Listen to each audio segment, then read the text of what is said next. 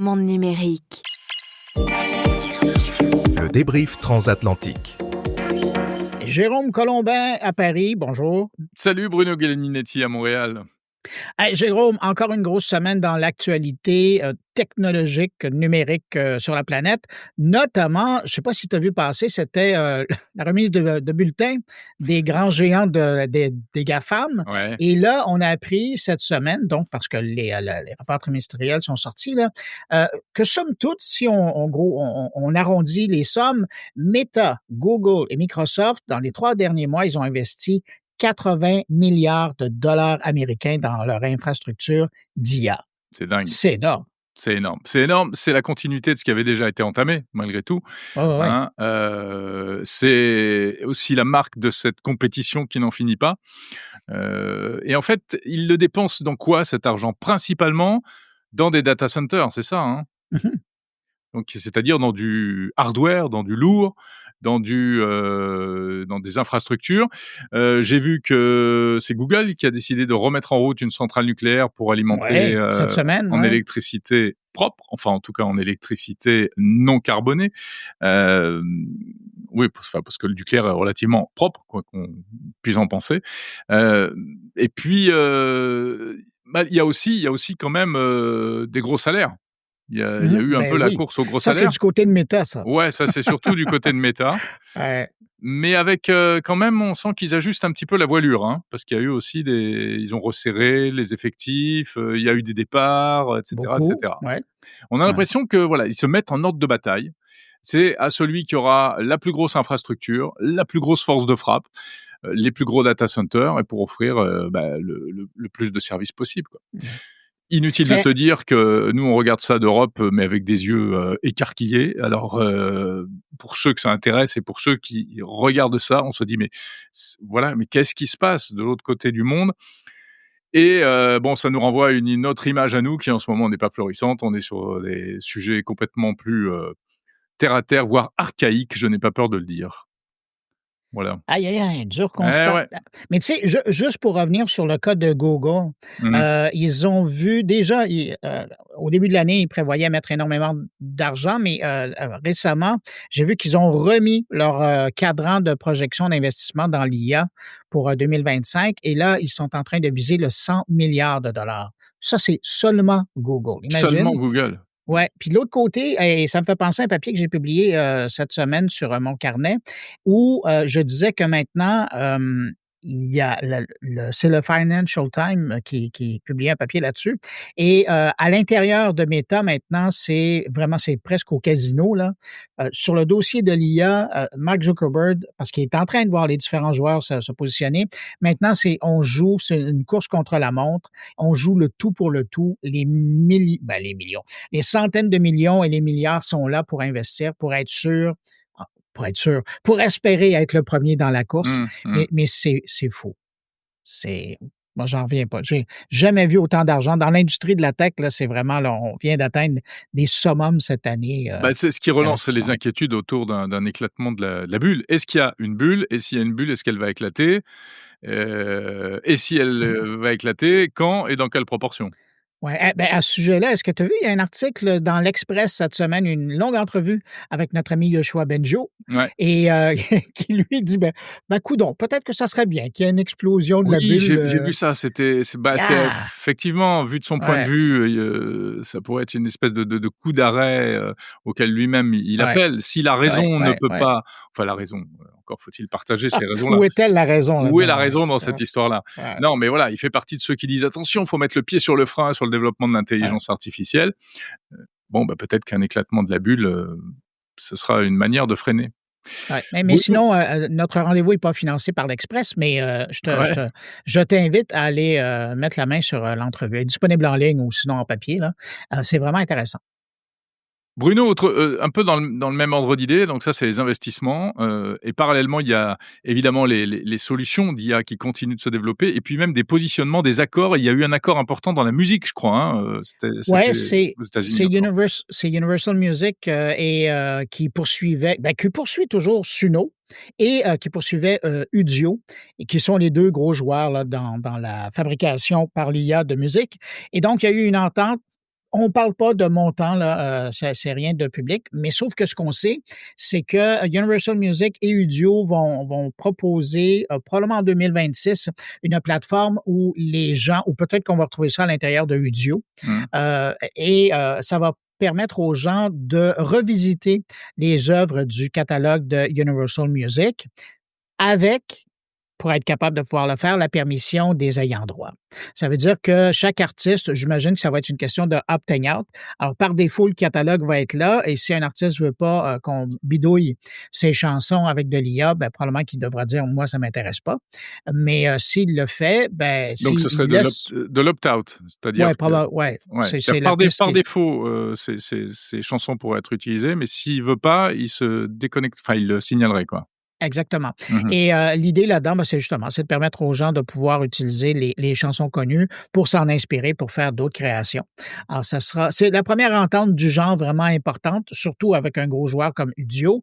Maintenant, j'ai hâte de voir s'il va y avoir pareille entente avec Suno. Ou sinon, ils vont poursuivre. Si ils poursuivent la poursuite, ça pourrait coûter très cher, quitte même à fermer le service de Suno, là, parce Ouais. que la Suno note qui était est salée. la première plateforme permettant de générer de la musique par intelligence Oui. artificielle. Et qui est Mmh. ma plateforme préférée de C'est production vrai? de musique. D'ailleurs, tout ce que vous entendez quand vous écoutez Mon Carnet, incluant le thème d'ouverture, de fermeture et tous les ponts musicaux à travers, c'est créé chaque semaine en utilisant Suno. C'est vraiment D'accord, génial comme outil. super. Bah, Ouais. non, eh ben, Heu, moi, mon habillage a été fait par un vrai humain, voilà. oui, Par de j'ai vrais entendu ça, ouais. musiciens humains, Ouais. D'ailleurs, il y a monsieur. une note qui m'achale de temps en temps, mais ça, c'est une autre question. S'il te plaît. Hey, Jérôme, il y a tellement d'informations, on fait ça en rafale Ouais, cette allez, semaine. faut qu'on Heu, avance. ton président, c'est, on dit aux Québécois, en québécois, se lâcher lousse. Il a fait une sortie contre les réseaux sociaux cette semaine. C'est quoi cette histoire-là? Tu en parlais un peu dans les nouvelles, là, mais c'est quoi exactement? Ouais, il a fait, effectivement une sortie, c'est exactement le mot, à propos des réseaux sociaux qui, deviennent un problème, vraiment crucial, vraiment brûlant, en France pour plusieurs raisons, l'addiction des plus jeunes, et cetera, mais surtout la désinformation et la Mmh. déstabilisation et en fait, si tu veux, en ligne de mire, c'est les prochaines élections, qu'il s'agisse des élections présidentielles en 2027 ou Ouais. éventuelles législatives, anticipées à nouveau, puisqu'on risque d'y retourner, vers la fin novembre. Donc, face à ces enjeux qui arrivent, les réseaux sociaux sont des terrains des champs de bataille aujourd'hui incroyables. Donc, il est monté au créneau, Emmanuel Macron. Il a fait un dégagement sur les réseaux sociaux, une analyse de la situation qui est, il faut le reconnaître, absolument limpide. Il y a tout. Il a C'est pile pour poil. c'est pile Ouais. poil. Il a toute la vision du truc. C'est-à-dire qui est à la manœuvre, quels sont les problèmes que ça nous pose. Mais à l'arrivée, c'est qu'est-ce qu'on fait maintenant? Alors il dit: «Il faut lancer un travail de résistance, il faut créer une plateforme d'action, il faut un projet d'action commun» et cetera. Enfin ça c'est voilà, c'est une considération, mais c'est de la rhétorique politique. Mais en Mmh. gros, il y a 9 chances sur 10 pour que, ça se traduise par serrer les boulons, en fait. Donc plus de contrôle des réseaux sociaux. On est à 2 doigts de dire qu'il faudra, mettre sa carte d'identité pour aller sur X ou pour, aller sur, d'autres réseaux sociaux. Alors c'est vrai qu'il a eu des images assez fortes parce qu'il dit, par exemple, vous mettez un enfant sur, TikTok et qui tape, mettons le mot islam, au bout du 3e contenu, il va se retrouver avec des contenus salafistes, c'est-à-dire, heu, voilà, intégriste et dangereux pour la République. Vous prenez n'importe qui sur X, au bout de quelques minutes d'utilisation, on va se retrouver avec des contenus qui viennent d'extrême droite, de plein d'organisations, des contenus très radicaux, très qui tendent à monter les gens les uns contre les autres. Et c'est ce qui fait monter cette espèce de mésentente générale. Donc les réseaux sociaux sont vraiment un facteur de décohésion nationale aujourd'hui. Alors qu'est-ce qu'on fait par rapport à ça? Le problème, c'est que, on a sans doute les, outillages qu'il faut. On a le DSA, le Digital Mmh. Services Act au niveau européen. C'est une arme de guerre, mais on peut pas l'utiliser. Parce que tout ça, ça s'inscrit dans un contexte beaucoup plus large, géopolitique aujourd'hui. Et si on sort c'est un peu comme le nucléaire, si on appuie sur le bouton, eh ben, on va se prendre immédiatement, des mesures de rétorsion et on va se prendre des droits de douane, depuis les États-Unis. On va se prendre du protectionnisme de par la Chine, etc. Donc, c'est vraiment pas simple. On sait pas trop où on va. On sait qu'on a un énorme problème ici en Europe par rapport aux réseaux sociaux et à leur effet délétère sur la population, notamment chez les plus jeunes, mais pas seulement. Mais on n'a pas les solutions et c'est pire que ça. On a quasiment les mains liées face à ces enjeux-là. Ouais. Donc, Mais voilà le Jérôme, problème. je veux juste te poser la question. On s'entend que ce virage des réseaux sociaux, il est là depuis la fin de la pandémie. Même pendant la pandémie, on l'avait. Mmh. Le phénomène a augmenté, je suis d'accord. Mais Ouais, il y avait eu pourquoi le les gilets président... jaunes, et Ouais, cetera. mais pourquoi le président en parle maintenant? Est-ce que c'est parce que on essaie de changer un peu l'actualité? Oui, alors tu sais, bien sûr, en politique, il y a toujours un petit jeu, c'est qu'effectivement, il vaut mieux toujours lancer un nouveau sujet sur la table quand tu es embêté par certains sujets, ça c'est classique. Mais après, je te dis, il y a des échéances qui approchent et donc c'est qu'est-ce qu'on fait face à ces échéances? Ouais. Parce qu'en gros, il faut dire les choses telles qu'elles sont. Qui est derrière? Qui est à la manœuvre? Et c'est là où je pense que Macron a une vision, assez claire du truc. Il sait très bien qui est à la manœuvre derrière. D'un côté, tu as Poutine, d'autre côté, tu as les Chinois et qui aujourd'hui, on est leur ennemi numéro un. La Mhm. France est l'ennemi numéro un de Poutine. C'est ce qu'on appelle la guerre hybride, c'est-à-dire qu'on n'a pas les chars sur le territoire français, Non, absolument, ça se c'est passe vrai. en ligne. Mais tout se passe en ligne et c'est monstrueux. Tout est fait pour de la déstabilisation. Ça, c'est une réalité. Donc, euh, donc Ce voilà. serait intéressant de voir comment le président va jouer ses cartes. Puis après, ultimement, c'est de voir comment Bah, le après, le président, gouvernement il fait va... pas tout, hein, et en plus, Ben non, mais c'est ça. Ouais. vu si les conditions dans lesquelles on est aujourd'hui, on est retombé dans un régime parlementaire. En fait, tout le pouvoir est quand même pour beaucoup au Parlement et comme le Parlement n'arrive pas à s'entendre, et voilà et comme le Parlement mène actuellement des combats d'arrière-garde, ça si tu, veux revenir au XXe siècle, viens en France chez nous, là, en ce moment. On est à Mais fond Jérôme, toi, tu es au 21e, ouais. 22e, nous, on est encore au 20e, voire au 19e. Mais Jérôme, rassure-moi, vous avez encore un premier ministre cette semaine? Oui, oui, oui, notre premier ministre est OK, toujours là, je crois, d'accord, oui, oui. Il a pas changé. d'accord. Non, Pas celui-là, vrai. bon, pour l'instant, il a l'air de tenir. C'est pas très solide, mais enfin, il tient comme, tu sais, comme le funambule sur son fil. Ouais, mais profitons-en pour saluer les parlementaires qui nous écoutent, parce que je sais qu'il y en a. Alors Mais voilà, on les ils salue. font pour certains un vrai travail. Ouais. Pour beaucoup, je pense, malheureusement après on va pas faire de ce podcast une émission politique, hein, c'est pas le sujet et puis, voilà, forcément, on déplairait beaucoup à certains, on ferait trop plaisir à d'autres et cetera. Non, mais en essayant de rester malgré tout, assez neutre, voilà, il y a quand même aussi des petits jeux politiques de Mhm. bas étage, de très bas étage qui, vu la situation actuelle, ne devraient pas avoir lieu. Et d'ailleurs, les Français en peuvent plus. Hein. Il y a une méfiance et une défiance vis-à-vis du monde politique actuellement qui est incroyable. Mais ce qui est fou, c'est que les politiques eux-mêmes le disent, mais ils continuent de plus belle, si tu veux. Donc, voilà. Bon, Ah, tournons la page de la politique, si oui. tu le veux bien. Oh Mais oui, c'est avec fou parce que plaisir. le numérique est politique aujourd'hui, plus Ben que oui. jamais, plus que Oh, jamais. encore plus cette année. Ouais. Ouais, absolument.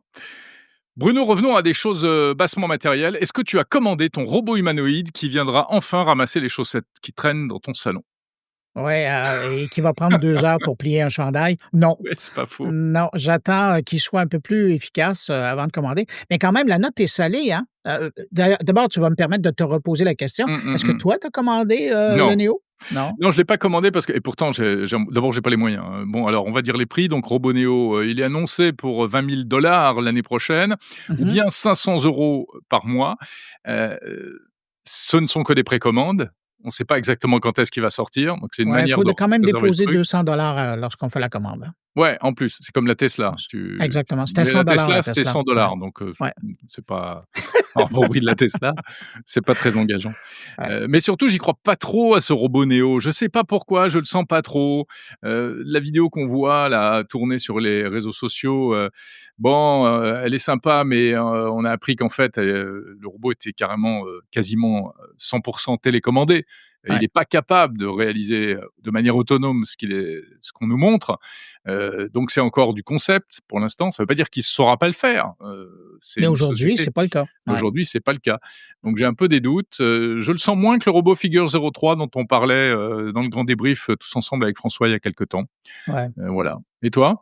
Mais ben, moi, j'ai bien aimé, cette semaine, il y avait le Wall Street Journal qui a fait un reportage là-dessus parce qu'il y a leur, reporter, tech qui en tout cas, une de leurs reporters tech qui a passé du temps avec le robot à la maison. Et c'est affreux. C'est Oui, affreux, parce ouais, que ouais. écoute, je pense que ça lui prend une bonne minute avant d'essayer d'être capable de prendre la porte du lave-vaisselle Oui, je pour l'ai la vu cette vidéo. fermer. Ouais, ouais, ouais. C'est un bon 2 minutes pour plier quelque chose. S'il y a une chaussette qui est par terre, ben là, bon Mmh. courage. Faut presque aller à côté pour l'encourager. Faire: «Hey, on réessaie, on réessaie». C'est vraiment pas au point. Non. Sauf que, comme tu le dis, je pense que c'est, quand on regarde et d'ailleurs, ils sont transparents, hein. Là, aujourd'hui, il est là pour apprendre. Alors, les gens qui vont investir, Mmh. qui vont payer 20 000 ça va être des bêta-testeurs et Ouais, slash des entraîneurs de robots. exactement. Parce que quand tu regardes des vidéos qui ont commencé à être publiées, tu vois qu'en mettant ton casque et donc en te permettant, qui est l'équivalent d'un Quest là, 3 Mmh. de Meta, tu mets ton casque et tu prends le contrôle du robot et tu vois qu'il fait les mêmes gestes que toi. Mmh. Alors, question de plier, probablement qu'il sera si tu investis un bon mois à lui montrer comment plier les choses, probablement qu'à un moment donné, il va être capable de le faire. Ouais, c'est ça, Mais parce que mais c'est ça dont oui, tu ils ont allais dire? besoin aujourd'hui. C'est de la data, pour Oui, entraîner oui. les modèles qui font fonctionner. Oui, puis c'est le même principe de ce qu'on disait la semaine dernière avec, François Sorel.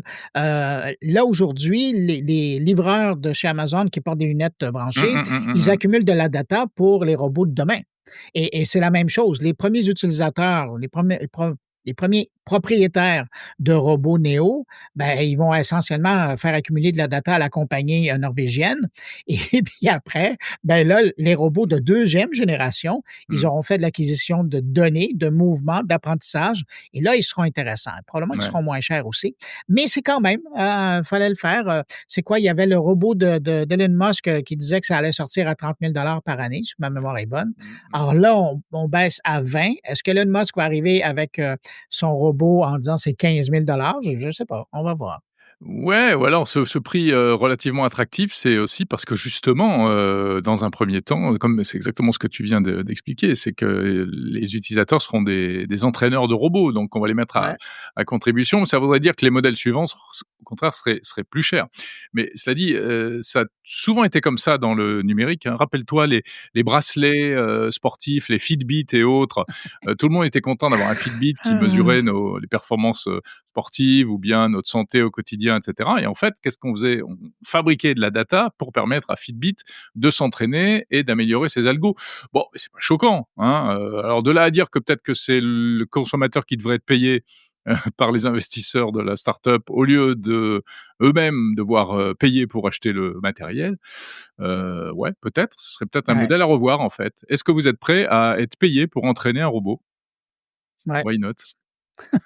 Mais là, pour le moment, c'est est-ce que vous êtes intéressé à payer pour entraîner un robot? Eh ouais, c'est ça. Ouais. Bon, en attendant, Bruno, nous qui, travaillons énormément et qui n'avons pas forcément toujours le temps de partir en vacances, tu voulais me parler d'un truc. Il y a une bonne nouvelle maintenant, on peut partir en vacances sans partir en vacances, c'est ça? S'inventer de fausses vacances grâce à l'IA. Qu'est-ce que c'est génial. Déjà qu'il y avait des gens qui utilisaient les réseaux sociaux pour s'inventer une vie. Ouais. Là, maintenant, à l'intérieur de l'invention de sa vie, on peut s'inventer des vacances, des voyages et c'est assez intéressant. J'ai commencé à remarquer, il y a 3, 4 gros joueurs dans le domaine qui, par exemple, je pense à Endless Summer, qui permet pour l'équivalent de 35 américains, tu leur, Mmh. fais le paiement et après tu remplis un petit formulaire pour dire, à quoi, pourraient ressembler tes vacances, à quel endroit tu voudrais te retrouver.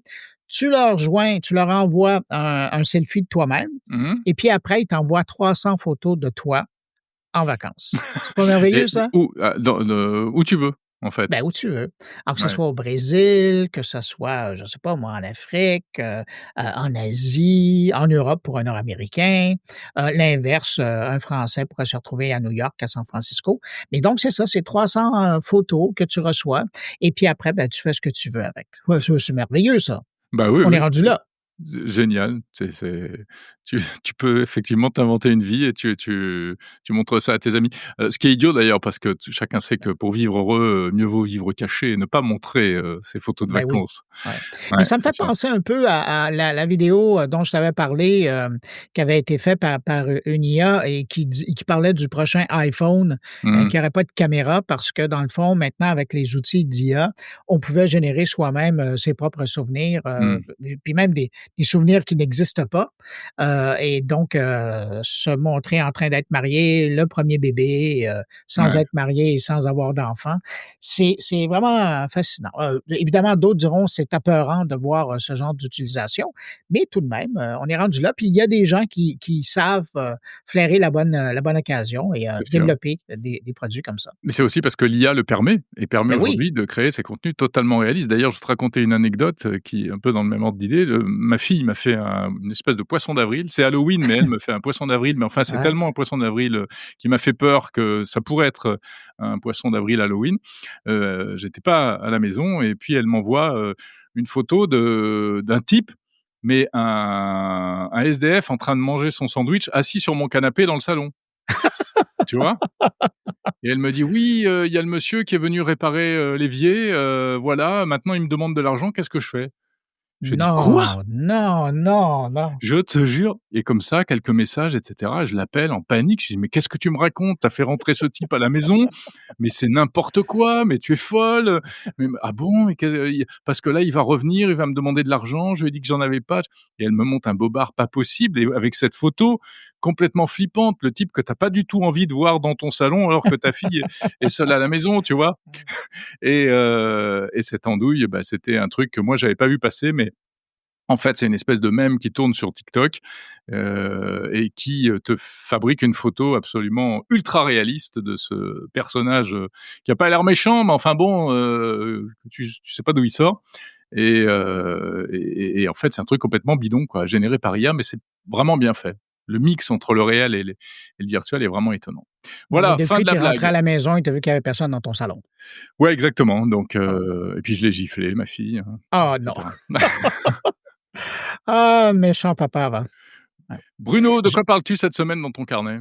Ben, écoute, je suis heureux que tu me poses la question parce que cette semaine à Montréal se tenait le MTL Connect et c'est une grande rencontre, bientôt peut-être qu'ils vont changer de nom, ça va devenir MTL Connect Francophonie Mmh. parce qu'il y avait des gens d'un peu partout. Évidemment, il y avait des Européens, mais il y avait aussi une grosse délégation africaine qui était de passage pour parler de numérique sur tous ses aspects, sous tous ses coutures et j'ai tiré quelques rencontres, de ce qui a été présenté là. Sinon aussi, bien évidemment, on suit un peu l'actualité et aussi, il y a une journaliste, une ancienne journaliste de chez BFM, Business qui lance, sa chaîne d'actualité finance, Ah oui? en France, mais aussi ça intér moi j'ai été voir puis il y a des sujets qui sont, transatlantiques là Mmh mh, mmh. et donc c'est ça alors, je fais un bout de causette avec elle pour qu'elle me parle de ce mouvement de décider de quitter une chaîne d'information, Mmh. continue en économie pour se lancer uniquement sur les réseaux sociaux. Eh ben, bienvenue